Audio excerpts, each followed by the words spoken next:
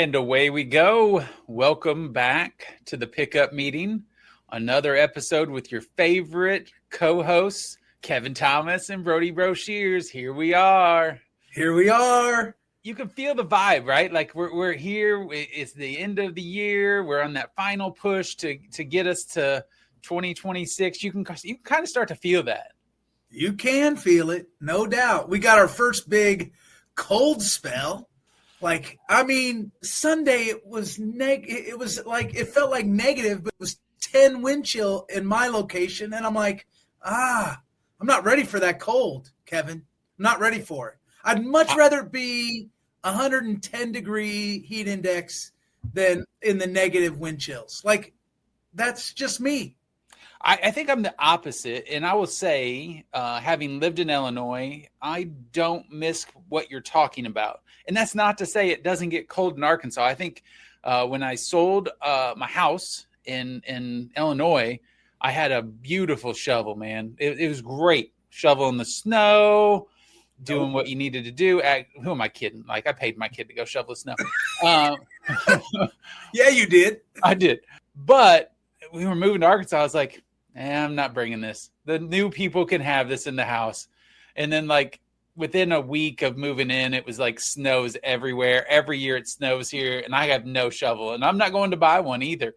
But I will say, I think I'm the opposite of you. I think I prefer the cold in general. Like, I don't like the frozen pipes and icy roads and all the dangerous things. But just in terms of being cold or hot, I think my preference is to be cold because I can always throw layers on. I can't take more off. Yeah, but you can't do anything outside when the wind chill is like negative 20 degrees. And if it's 110, I can still do the things that I really like to do. Like I can walk. You might be miserable, but you can still do it. Yeah, I think there was a commercial, and I couldn't tell you what it was for, but the guy was sitting there, and he's like, "Man, it looks brutal out there." And she's like, "Are you gonna go help?" And he takes a sip of his coffee, and he says, "I'm not going outside." Like, right. It's that type of thing. The inside is nice. I that's my preference. It is okay. Like, what's the hottest you think you've been? What's the coldest you've been? Like, I was thinking about that the other day. Oh, I don't know the hottest. I can remember being in that St. Louis heat, and it gets hot, and the humidity is ridiculous. And I can remember moving to Edwardsville and parking in the faculty and staff lot, and it was so hot that the rear view mirror that you look back at in your car fell off because it just essentially detached. And then I got a ticket for that because it was so hot and my parking tag was no longer showing. Right. That's next level hot. I appealed it and I got denied. They said that I should have, put a parking tag somewhere else. I don't know. But that's terrible. It's a terrible story. Let's talk about it more. But the coldest, I don't know. It's been where, you can like throw water up in the air and it kind of turns to a mist or to a form of some sort. Like, that is pretty cold. Yeah, Kat and I went to a Guster show a couple of years ago in Indy, and they were opening for the Wood Brothers, or it was like a co-headlining, and Guster was first that night, and the heat index was 105. And, 105 doesn't feel like that hot for maybe our West Coast list. Like, if you're in Arizona, I know it gets really hot, but the humidity plus that heat index, that's the most miserable I've been trying to do something fun, I think, in the heat. And then in the cold, right? Like, I've spent the first 9 years of my career at the University of Northern Iowa, one of the windiest campuses in the United States. And I remember I moved there in 95, and in the winter of 96, it was the coldest winter on record. And we went 8 straight days, and the real temperature never got above 0 degrees. And I'm like, what have I done? What have I done? That's brutal. It was terrible. And then in between, like on the bookends of those 8 days, 15 inches of snow on the front end, 13 inches of snow on the back end. I mean, I worked in a residence hall. I didn't leave that residence hall for like a month.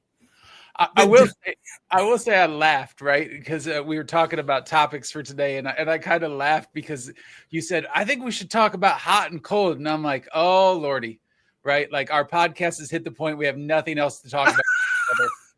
The weather's great. Like, who doesn't like to talk about the weather, Kevin? Come on. People that have things to do. Like, I feel like it's like I don't want to talk to this person. So how about the weather?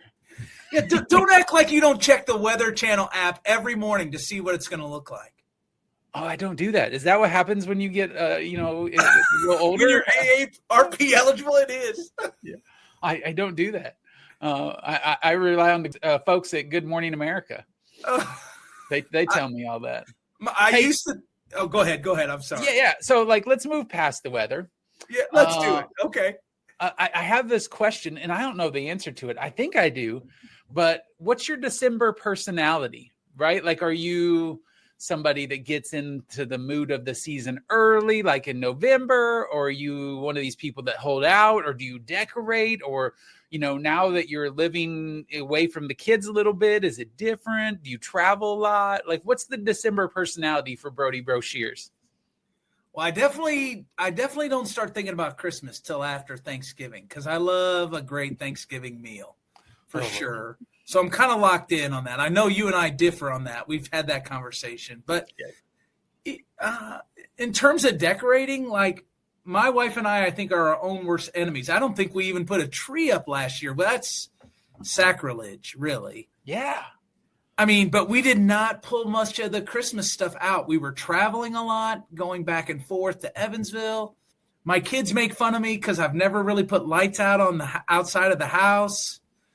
No, I will do things that like kind of accent the house. But if it's like, hey, are you going to put lights on your roof? And it's like, no, I don't want to die. No, right? Ladders are dumb. Let's agree. Especially for big dudes like us. Ladders are fine. No. For other people. Yes. Okay. Like, I don't want to be on a ladder because I think I will fall off a ladder. My good friend Matthew Forrest fell off a roof. He does insurance adjusting and claims, and went to go check out the roof and fell off the roof. And that's enough for me, right? I'm done. Yes. Not getting onto the roof ever in my life.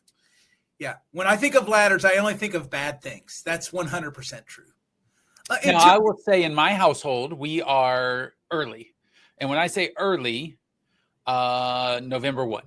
Yeah. I mean, there are 2 trees up at the house. It is fully decorated inside, although it may not be decorated outside. Dang. And Christmas music playing. It is going. Like, I've heard Mariah Carey a lot. I know. I'm more of a Paul McCartney fan on that standpoint of things. Give me the Paul McCartney Christmas song. Yeah, remember they used to have those Apple like iPod cards where you could download the songs, and I have this great compilation on my iPod. I think I keep it just for the holidays so that I can play that comp on my iPod with my speaker. It's got a lot of those songs, right? Like the Bruce Springsteen song, the U2 song, like the Paul McCartney song. Like, those are all great. You said the Bruce Springsteen song, and it makes me think. I went to go see the Bruce Springsteen movie, and I thought, man, if they play the Bruce Springsteen song, this movie is going to be amazing. And they did not, and it was not amazing. I'm sorry to hear that. I was thinking about holiday traditions. One of the things, I grew up Catholic, and one of the things my mom loved to do, and we love to do this with our family, is St. Nick's Day. Like, so December 6th is kind of like this celebration of St. Nicholas. And so it's like they fill up the stocking, and I really get into that. Like, so I think if Catherine said, well, like, what's one thing Brody's really into? I think she would say St. Nicholas Day is something I really enjoy, right? Like finding little trinkets, fun things, sentimental things, and putting it in the stocking on December 6th. So we do like a kind of holiday gift exchange that's focused on that kind of fun stuff. Do you have anything like that? I don't know that we do. There's various things like in lead up to Christmas that will do certain books we read from when Braden was a child and movies we'll watch. And I know we're going to talk about that as we end the show, some of our favorite movies. But I don't know that there's like any of those like real standby traditions. We try to go and check out Christmas lights in the area. Anything to make the season feel good. Yeah. Yeah. Snow's not fun though. You said you would like to see snow on Christmas. Like I don't need snow ever in my life. Ever again. So I like the idea of snow, right? Like I like the idea of like Christmas morning, you wake up and there's snow everywhere and you have nowhere to go and you can just look out and listen to Mariah Carey belt that song one more dang time and just take it in. And then you're like, all right, I'm done. It can go away now, right? Like that's where I get to. Like I need the moment. I like the idea. Listen, it's similar to the car commercials that don't happen in real life, right? Where like they're driving the car in and on the snow, and then they're like, "Here, honey, you can have the car," and there's snow everywhere. I like the idea, but the reality is just not going to happen. I don't need the snow to be everywhere. It's going to ruin the rest of the week, and especially in Arkansas, if you get like a half an inch of snow, things shut down. Yeah, it's not for me. Yeah, you mentioned the Mariah Carey Christmas song. I get really upset because I love George Michael, and isn't the George Michael song like this song that if it plays, you're out, like whatever, like the last Christmas song? I think that's a great song. Oh, I think Wham is like that George Michael one is a top 5 Christmas song. Absolutely. Okay. But I guess so. We're on the same page, but the world's not on the same page as us. Oh, you hear it a lot, but I also probably fall under the rule of I feel like there should be a metric that tells you which Christmas song is number 1 each year. And after it's been number 1, it cannot legally be played for like 5 years. Right? It's going to be Christmas in 5 years, but let's hold off and not just abuse it the next year and play it again until the point that you hate the song. Yeah. I do like that. I do like the holiday, right? Like the break that comes with winter for sure. Yeah, I do get excited about the gift giving and getting around with family, whether you get along with your family or not. Like that break for higher ed folks is really nice. Like, let's go. It is. Speaking of going breaks. Yeah. Or breaks. Yeah. Like let's maybe from this conversation. Yeah. Let's stop talking and bring on our guest, who's probably a lot more interesting than this conversation is. Well, you sure you don't want to talk about the weather some more? No, you shut up right now. I'm enjoying this. This is entertaining. Welcome, Michelle. Yeah. Hi, Kevin. Hi, Brody. Yeah. Sound effects now. Awesome. That's great. Thanks, Matt Markin. So we're joined today by someone that I had the privilege to hire back in 2006, right, Michelle? When 2007. 2007. Golly, when we had just launched the brand new Academic Advising Center at Northern Illinois. You've been a colleague, right? You've been a collaborator, an absolute force for student success. It's Dr. Michelle Pickett is with us today. Yay. Yeah, Michelle's currently serving as the director of the Academic Advising Center at Northern Illinois University. You just finished your doctorate too, Dr. Pickett. Are you excited about that? Yes, because I now know what it means to watch episodes of shows on Netflix for hours on end. Look at what you're doing with all your time. That's right. It's what normal people do. You got educated and now Netflix. That's right. That's right. I'm taking it all in. We're coming up on my year anniversary from the time I defended. So yes, my goal was to do nothing for a brief amount of time, which I am enjoying doing that. That's awesome. And podcast with us. Like nothing. Yes. Like absolutely nothing. Well, yeah, I'm just saying, like, I'm trying to be unobligated, but yeah, this is exciting. I've never, it's my first time on a podcast. I've watched you guys. So I'm now on it. So thanks for inviting me. That's awesome. Absolutely. So Michelle, I know a little bit, right? Just from some brief interactions, and we've connected a few times in conferences over the years. But I see that you did your research on the impact of academic advising on student satisfaction and persistence.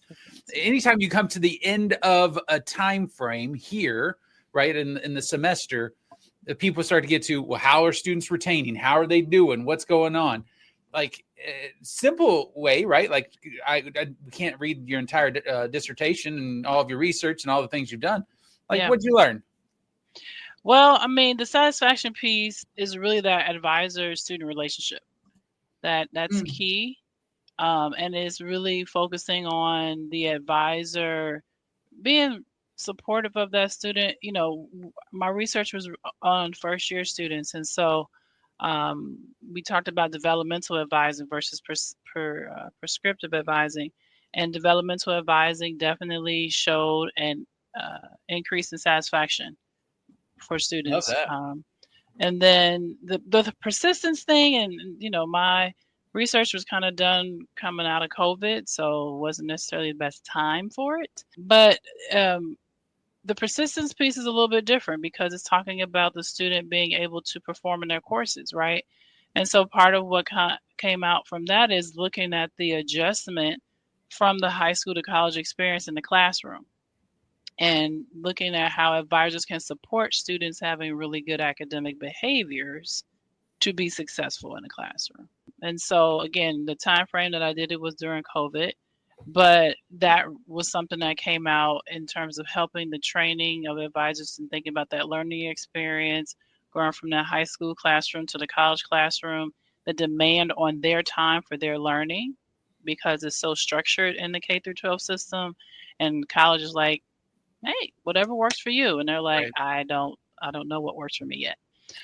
Some of them have that behavior, but some of them don't. And so you have to help them adjust to college. And one line I stole from Terrell Strayhorn in terms of belonging from a NACADA conference was cultural navigators.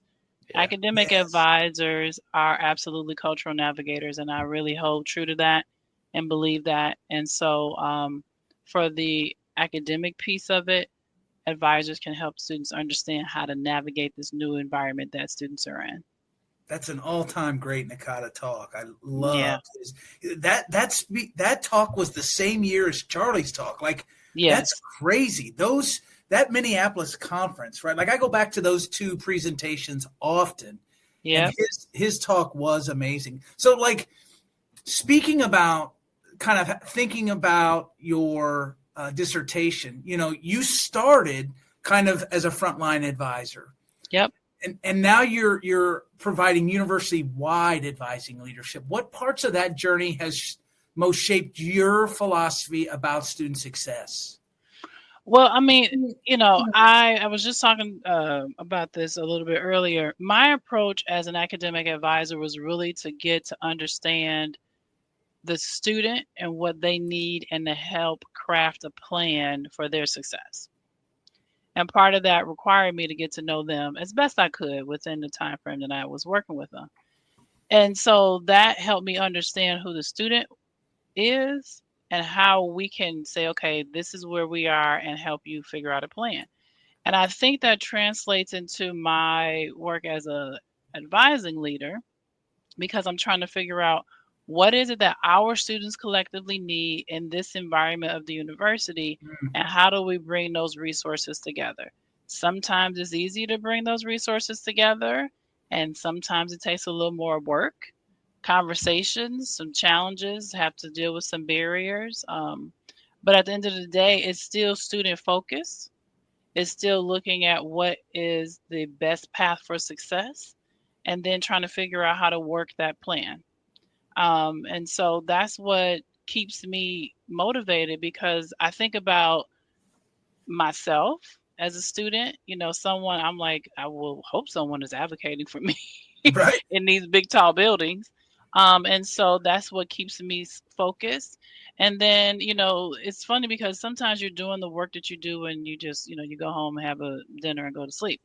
And so sometimes when you see a student, like I saw one of my students from, it had to be at least 10 years ago. And he came up and he was like, Miss Pickett, I remember what you told me. And I was like, how did you find me? Like, but They're everywhere, Michelle. They're everywhere. I know. And it was reassuring to know that my perspective at the time was valuable because it resonated with him 10 years later. And I try to keep that same perspective when I'm sitting at the table with leadership or whoever making decisions and things like that. So it's the same focus. It's just a different arena. That's great. Absolutely. Your story reminds me of, you told me this wonderful thing and this great. Yeah. And you're like, what was it? What did I tell you? Tell me again. It I had reminds to me. ask.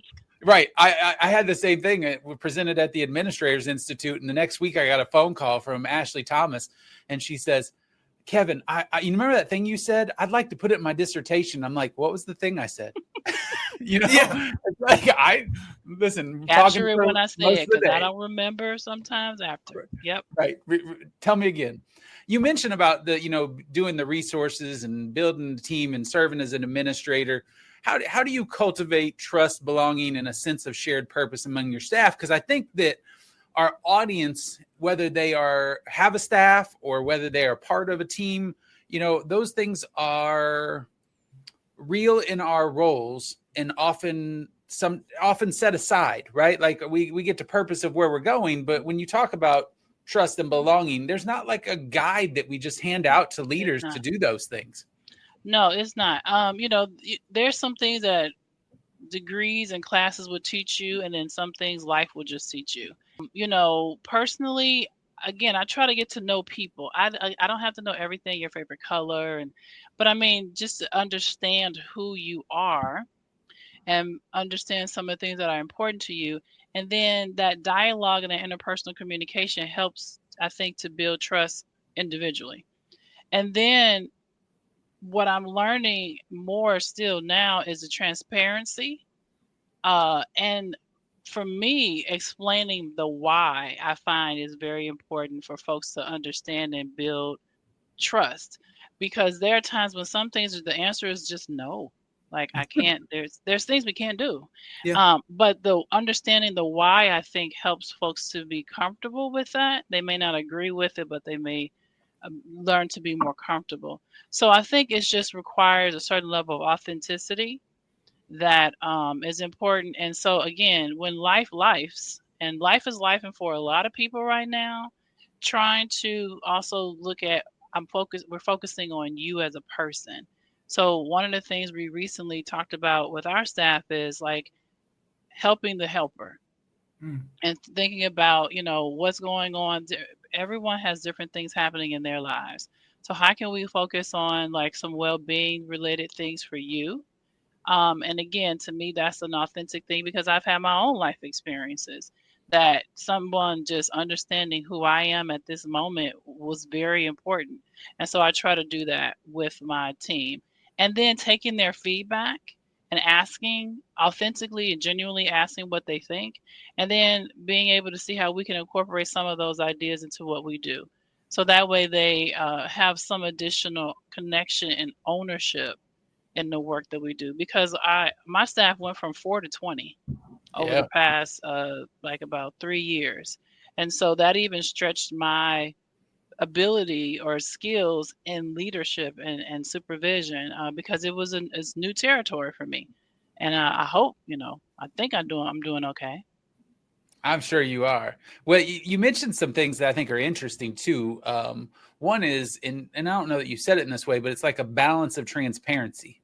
Yes. And sometimes you just have to say no to something. Sometimes you're letting them know the why of something, like that those things are there. But the thing that caught me there is we're all having life happen, right? And being transparent in that is okay, right? That mental health matters, that your health matters, that your well-being matters, that those things are a critical part of your role as a leader. I just commend you for doing those things because not all leaders do, and sometimes they hide in that space that they don't want to have that. And I think those are really important things to talk about. So kudos to you.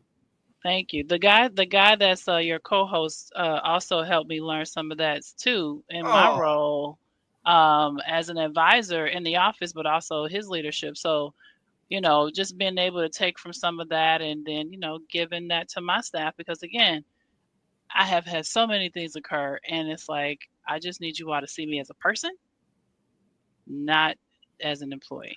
For those folks that are not watching on YouTube right now, this is what blushing looks like for Brody. The cheeks have gotten a little red. The smile's gotten a little bigger. This is what's called blushing Brody. I appreciate that, Michelle. Let's talk. So, we got reconnected, a couple years ago. I moved to Illinois, but, I've been involved in Illicata for some time, even when I was living in Indiana. And the one thing that's been kind of fun to watch, right? I was at Northern from 2004 to 2007, but that office that I helped create, right, it still existed within kind of a decentralized structure of advising. Yeah. And you all have moved to more coordinated student success efforts at Northern, and I think you've had some success there. I've read a couple of reports here recently that have come out about some of your retention success and some of your student success efforts. What lessons have you learned about leading that kind of institutional change? And I want to preface it by saying you said something in a session that I was in with you in the spring last year at Region 5, and I want you to maybe use that framework to kind of answer this question. But you talked about OOs versus PPs, and you rocked the audience's world with that, and I think you need to talk about it. Oh, I want to know. I want to learn this one. I missed this session. Yeah, OOs versus PPs, and I can't take ownership of it. I heard it from someone else, but it's basically talking about organizational outcomes over personal preferences. Oh, and I love it. Being able to still take in the information from your team or from different people, but also look at, okay, what are the organizational priorities that we need to focus on to show success, to make movement in where we want to be, but also, not just doing something for something's sake. You want to actually have a value added piece to it. So there's been a lot of different things that have occurred.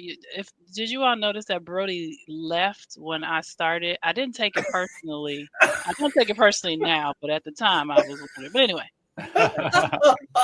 She fits in just great on the show. I think, doesn't she, Kevin? Yeah, listen, you did the whole thing where you're like, I'm going to hire you and then I'm out of here. Good luck. It was like, well, here's your desk and I'm out. Oh, anyway. But I think I've been part of discussions, but I think that, looking at success of students and how things can be done better and differently, I think was an institutional conversation as it relates to retention. And so, being at the table, again, bringing my perspective of the student-centered part, what may be valuable for our student population that we're working with, and then looking at how we can take all the things that can be on the menu of what we can do and focus on those priorities. Yeah. I think that's important because you could do a lot of things, but do you know that they're actually working? And maybe doing one thing well is better than doing 5 things average. That's great. And so I think that, really trying to focus on those priorities is the goal so that we can know that what we're doing is successful. I'm also, just thinking about your work and excellence in advising itself. And I think that, we go to conferences like NACADA or state associations or whatever it is, and we get to this point where we're with people that have similar mindset, right? And similar frame of thinking. And so I'm curious what you think is the most misunderstood part of advising work, especially from those outside of the field. And I'm hit with this quote that I frequently turn to on other things, but like, it's that whole from the outside looking in, it's hard to understand. From the inside looking out, it's hard to explain. And one of the things that I remember doing when I first came here was like, anybody that wants to sit in an advising appointment that we can get student permission to do so, we'd love to have you do that. Deans, provosts, whoever, because I don't know that people have grown up understanding what advising is. And so I'm curious from your perspective, what are those misunderstandings that are there? Well, one of the things I always say to people, my staff especially, this is not transactional work. This isn't Burger King. You don't pull up and say, I want XYZ, and then the next window we give you what you need. This cannot be transactional. Right. Especially when you're talking about the work with our students in college now in general, and whether it's whatever type of institution, they have needs that they don't even recognize at the time. So you have to come in as the expert, at least in understanding that, and then provide them a clearer understanding of the environment that they're in. So I think a lot of times people think it's just transactional. Even sometimes when I get requests from different people, they're like, can you all just do this? And I'm like, we have a super full plate over here. That one more thing sounds like one thing to you, but it is adding on to the other 100 that we're doing. So let's think about how we can do that differently. So just basically understand that this is not transactional. I give the analogy of like when you go to your doctor's office, like your annual physical. I mean, yes, they want to know what medications you're on and X, Y, and Z, but like, doc, could you look at me? Like, I know I got 15 minutes with you. Can you talk to me? And so when you have those interactions with that professional, and if you're just talking about your life and they're like, well, maybe you could change this or switch that or whatever, that's valuable information that while it's an interaction, it can really help shift and change your perspective, your behavior, or your life. And so that's where I think folks, from my perspective, don't understand what value academic advising is to a college student's experience. Yeah, I agree. Right. And so I've been on several campuses, and I think that every college campus will say they have and do advising, but what that looks like is so drastically different. And so what you're saying in that transactional standpoint of, I think that's where people put most of their advising experiences, is that in that transaction. Right. You tell them the classes, you take the hold off, see you later. Right. But it's really that relational approach is what you're talking about. And I can't help but reflect on phrasing that I've used several times where, and I somewhat stolen and adjusted from the hit NBC television show, The West Wing, to where they said, let Bartlett be Bartlett. Right. And this is where I go to, is let advising be advising. Like, let our stuff be that. It's not, let's have them sign releases. Let's have them do this thing. Let's have them do that thing. It's not transactional. You're absolutely right. And I think we should scream that from the mountaintops, that advising is relational. Advising is purpose in those relationships. Absolutely, Michelle. Thank you. And Michelle, I would say, right, that student that you interacted with from 10 years ago that came to see you remembered what you said, but I guarantee you it wasn't take history in your third semester. No. And I mean, that's the other part of, my goddaughter said she wanted to be a psychologist. And I'm like, why? She was like, because I'm nosy. And it was like, oh, maybe not. But I think the idea of understanding how people think and why people think is important, right? It helps you to have a unique experience. So at that point with that student, whatever the thing was, it was what he needed at the time. I don't remember all the things he reminded me, but at that moment, that's what he needed at that time. And so that's the part about this connections to students, because they could be meandering through life or their academic life all, at different points. And we're here to really be that light. And I don't want to get too philosophical, but I really do think there were some advisors in my college experience that were transactional. They also told me I wouldn't be successful. Now, I said, okay, I'll be back. And I came back with my degree or whatever, my acceptance letter. But there were some people who really took the time. And when my dad passed, I was on the phone crying. And they let me go through that process. And so that meant something for me. All right. And so I try to embody that with the students that I see, my staff, different things. And when you're talking about this, right, like this is why on campuses, people will be like, well, what's your busy time? Relationships are always, right? Transactions have a time frame. Relationships are always. And I think people tend to forget that. And that's such a powerful thing. Yeah, there's a great Chronicle article that I'll use when we do trainings with faculty or instructors about what do we want our students to remember from our interactions 20 years from now, right? And so, like, I think about that conversation or the conversations that I've had with folks that I interacted with when they were students from my time at Northern Iowa, when I was just a couple years older than the students that I was interacting with, to now when I interact with staff members maybe that I mentored along the way. And none of that is about the transaction. It's all about the way that you made students feel. Yeah. And it's really the power of the 30 minutes, right? Like sometimes, like we were doing some research on our campus here about the number of times we see students in our space. And if you come to see your advisor at University College of Illinois State, you usually are coming about 3 times in that first year, right? So that's 90 minutes, maybe a little bit longer, maybe a little bit shorter. And the question is, what are you going to do with those 90 minutes, right? And how are you going to have an impact on a student in real positive ways in those 90 minutes? Not what do I need to cover, what information needs to be shared, which has to happen. But the student's not going to remember you for any of that. They're going to remember how you made them feel. Right. And I forget who said that quote, but people may not remember what you did, but they remember how you made them feel. Yes. And so the art of the 30 minutes or the 90 minutes is, it's like wrapping, like giving your kids vegetables with cheese on it. Like, you can eat this. Like, I don't want any broccoli. Okay, but have this. Oh, this is great.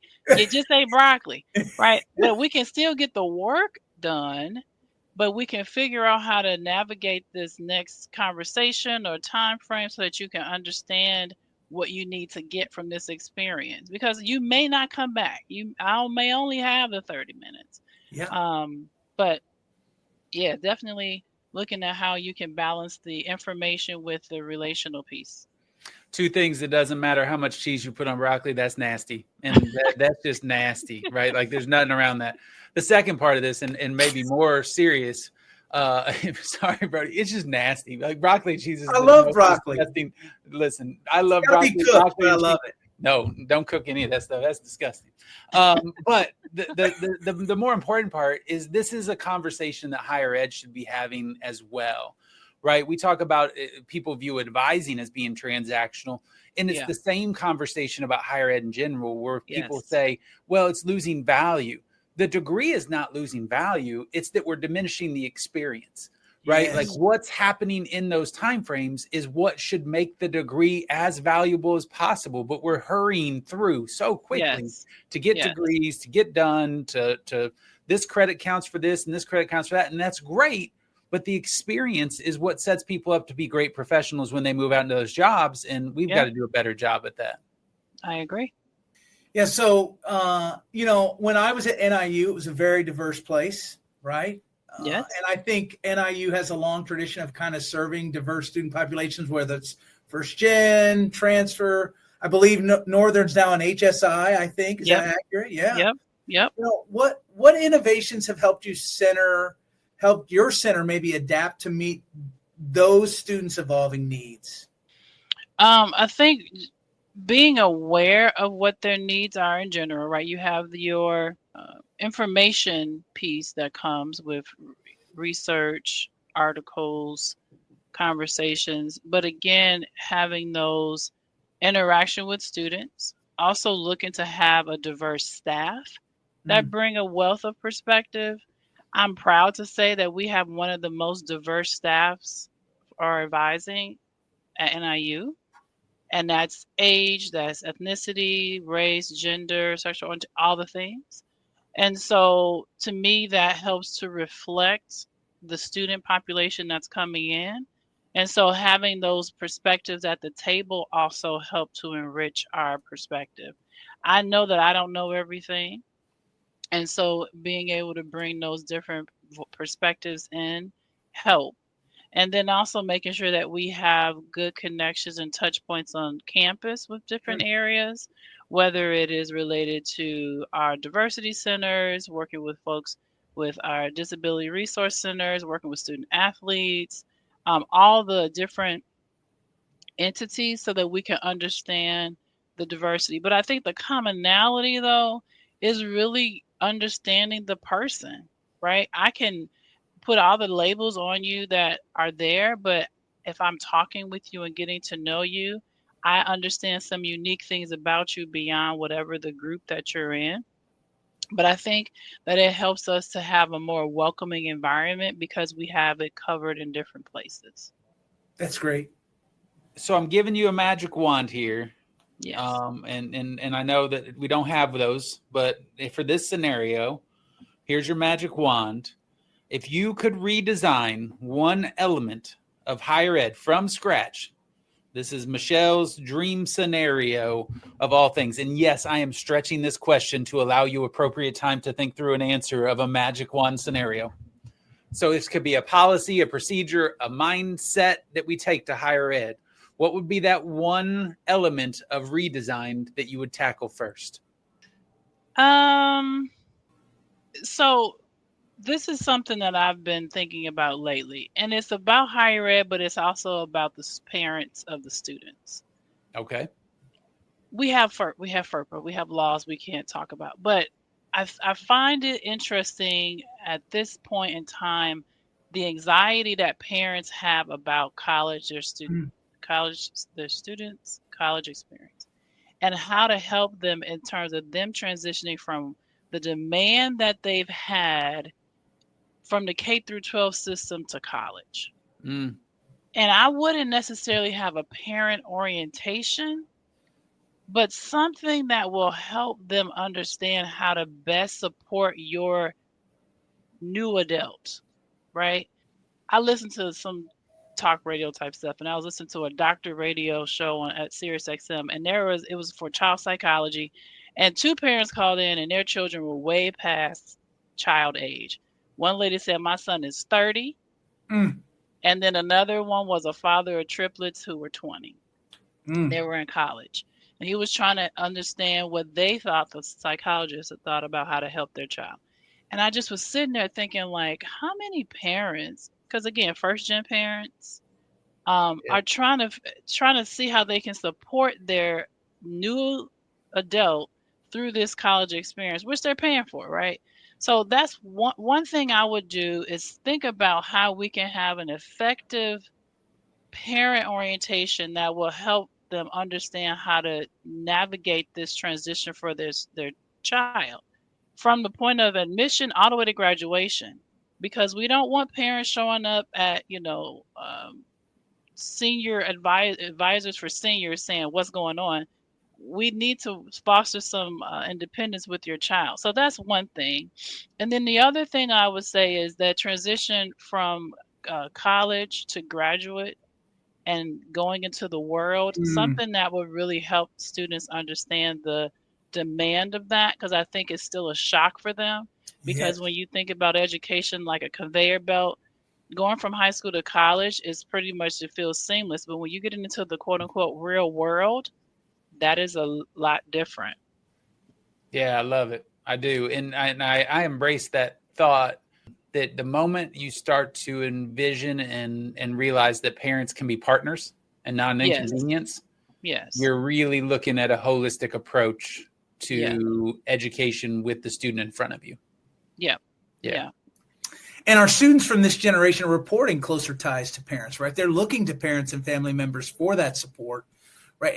And I think we've just kind of eliminated that from our brains in many instances, when in reality, we need to figure out how do we embrace this in positive ways rather than in non-productive ways. No doubt about that. Yeah, because it's also challenging to say, hey, parent, I know you've done this job for 18 years, but your child has it now. Like thinking about ways to help them in that adjustment, because it's an adjustment for them too, right? Yeah. Even if it's their first child or their last child going to school, is still an adjustment for them. So just something that would help support them. Yeah, I was thinking we probably have time for one more work-related question. I've always found, Michelle, when I was interacting with you at Northern, like I just felt like as a collaborator, you were really strong, right? Your ability to reach out to faculty, other academic departments.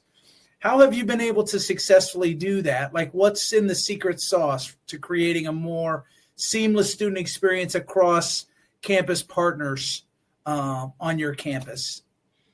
Well, thank you for that. I just try to, again, incorporating the multiple voices is important. I just need to understand what the problem is from your perspective. and then try to see how we can come up with a common goal. I think a lot of people are good at finding the problems, but they're not good at following through and getting a solution. And so you always can find someone who's like this, and this. Okay, but how can we find at least, again, one thing that's going to be successful and test it out and be willing to try it? So I think just being open to hearing perspectives, and then being able to come back with the accountability of, so this is where we are, this is where we're going, I think has been important. I found that to be really impactful in working with advisors on campus, my staff, even with some of the leadership across campus. And so that accountability piece is really important in the sense of like keeping us on task and making sure we're following something through, and that things don't just get lost into conversation.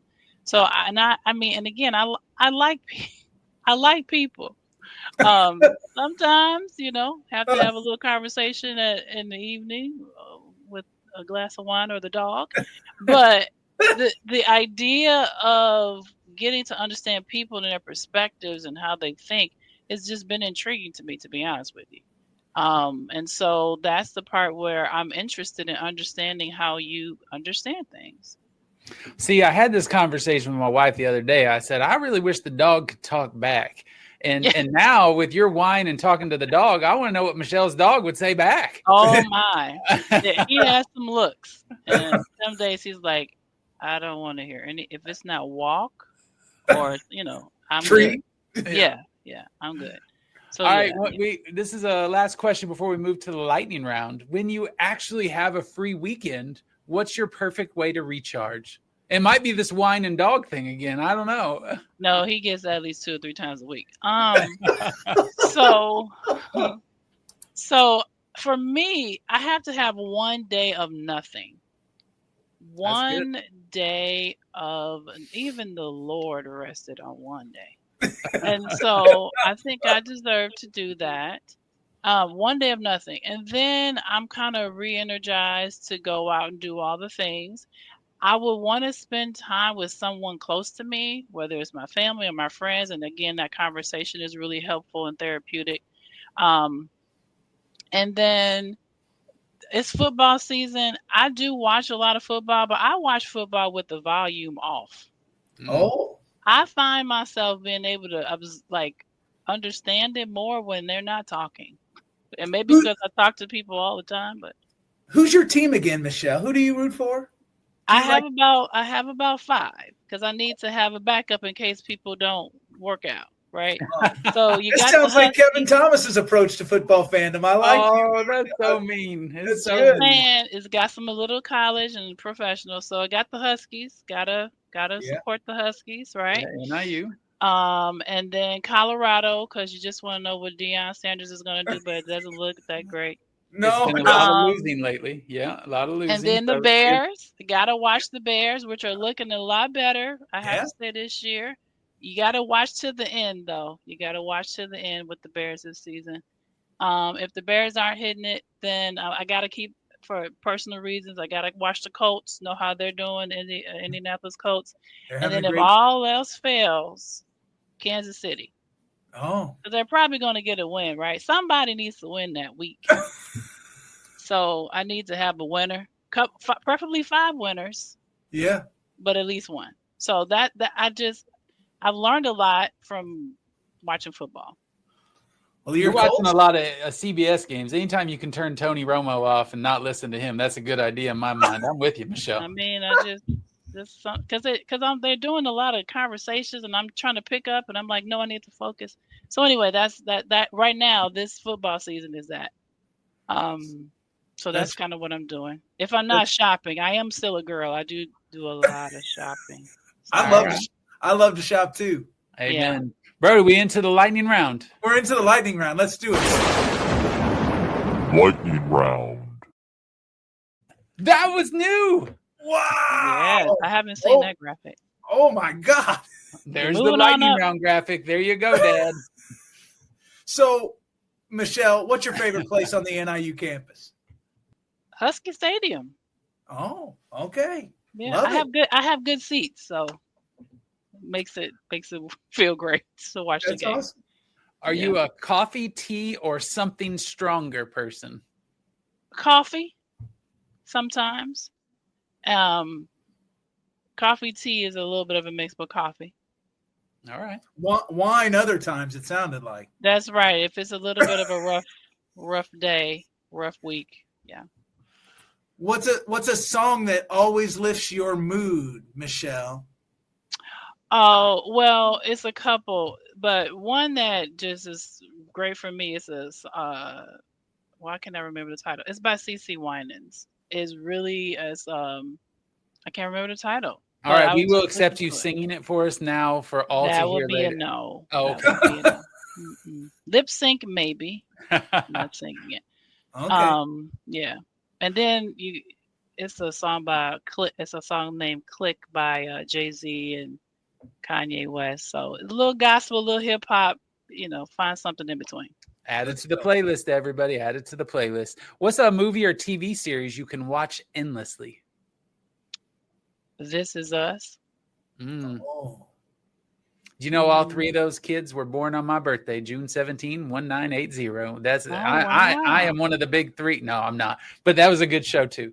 Yeah, This Is Us. And then you could throw in like Cosby Show, Different World. You could watch that all the time.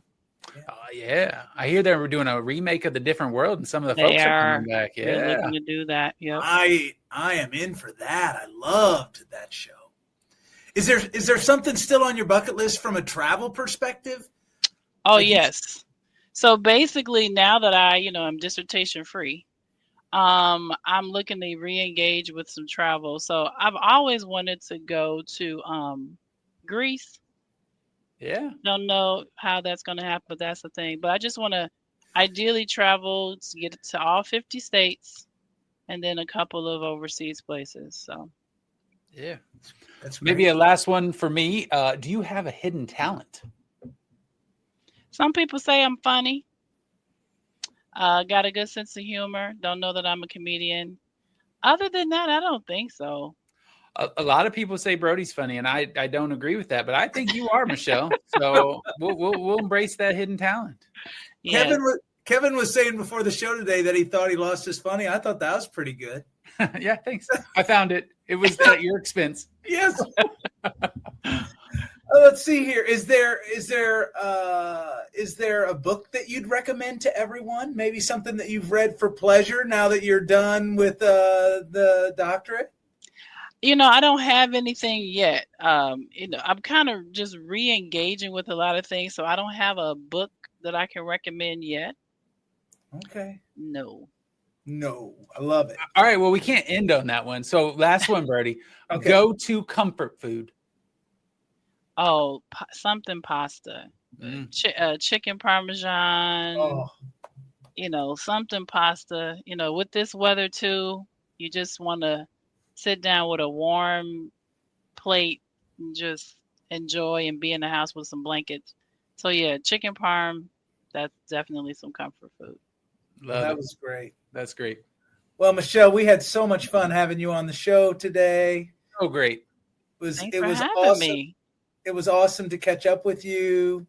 So good to see you again, and we look forward to hearing more about all of your successes at NIU.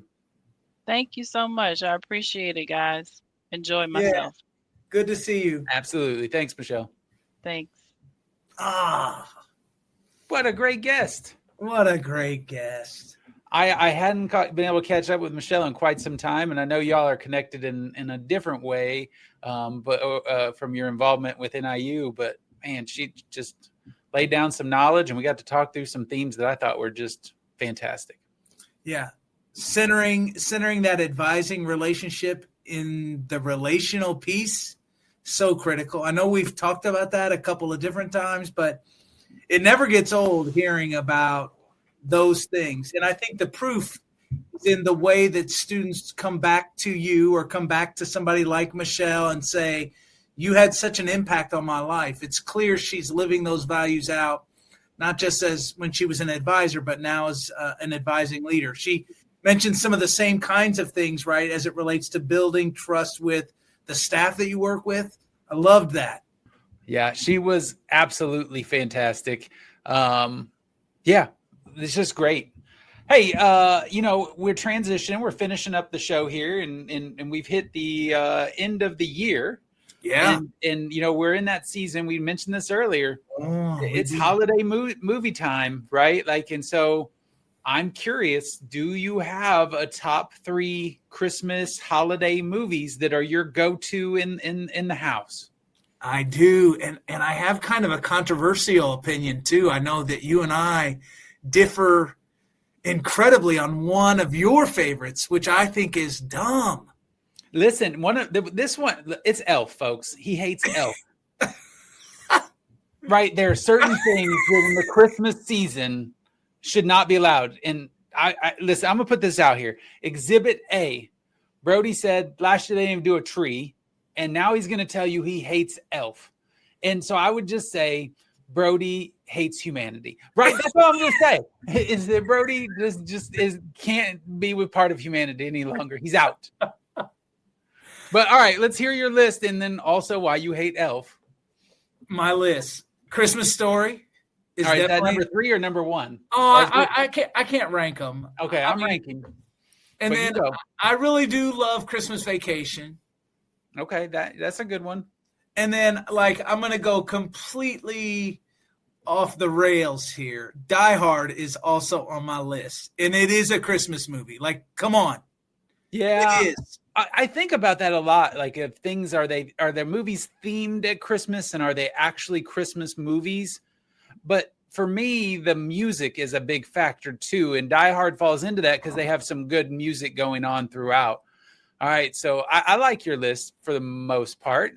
So I got some runner-ups, right? Nightmare Before Christmas is a runner-up for me. Oh, that's great. I like that one. National Lampoon's Christmas Vacation is a must-watch. Underrated for me is Scrooged. People don't think about Scrooged a lot, but Bill Murray being Bill Murray, that I really like that. Trading Places is a good one. I kind of remember that more from my childhood, right? Of just that being in that Christmas time frame with Dan Aykroyd and Eddie Murphy. Yeah. I like those. So my number 3, and this was tough. It was almost number 2. Number 3 for me is Elf. In the music and the feeling of it all is what really seals the deal. It's a little bit of a sci-fi or not a holiday sci-fi version because you got to believe that this guy's an elf, but Will Ferrell's an elf, and it's freaking fantastic. If you haven't watched the Netflix making of show, it's great too. Because you kind of see some of the journey things there. You're not going to watch it because you hate it. Stop being optimistic. I may watch it. All right. I'll believe it when you call me and you're like, okay, I see why you love it. Number 2 for me on the list is The Santa Claus, right? With Tim Allen. I love that movie. It's been a long time since I've watched that. I may have to go back to that. I don't need the second one that Martin Short comes on to, or the third one. I don't need those. The first one is great. I really I'm alone in my family in this, that I think that this deserves a remake because it just needs that Christmas holiday spirit. And Tim Allen was pretty young in that one. We probably need an update. And then number 1 on my list, and number 1 in all of our hearts, Home Alone, man. Let's go. God. I forgot about that. Let's go. And this is one that I struggle with, right? Because Home Alone doesn't have to be a Christmas movie, because we could just be traveling somewhere and leave the kid home alone. But it is. Of all of these movies, it's also the one that would not work today. Because we'd be like, oh, we left Kevin at home. Let's pick up the cell phone and call him. Yeah, it's true. Right. But it is fantastic. Right. Let's just FaceTime him for the next 18 hours. It just does not play anymore. But for the time frame, Home Alone is a classic. John Candy's so great in that movie too. He is. Yeah, playing the clarinet and the music in the back of a moving van. Yeah, I was thinking about underrated. I had a couple that I like. I forgot. I love the Muppet Christmas Carol with who's the guy? The old guy. He's great. Michael Caine. Caine. Yeah, he's great in that. That's fantastic. Gonzo's really great. Yeah, it's a great movie too. There are just so many movies that help make the season a little brighter. That's true. All right, gang. I guess we got to stop reminiscing about Christmas movies, and we got to get going, I guess. So, or we could do a whole nother hour just on Christmas movies. Let's do it. Let's not do it. Well, hey, we hope your pickup meetings or regular meetings are as fun as what we did today. But until the next time, let's do good and be nice.